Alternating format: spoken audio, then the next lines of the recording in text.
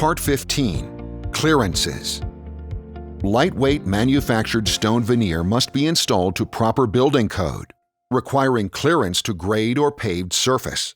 Never install below grade. If you are terminating at earth or mulch, maintain 4 inches of clearance. If you are terminating at a paved surface, maintain 2 inches of clearance. This can be reduced to 1/2 inch if specific conditions are met. See the NCMA installation guide for exceptions.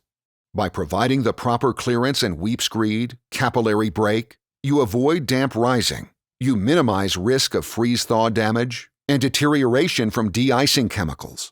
When considering all clearances, ensure manufacturer's installation requirements are met to maintain product warranty.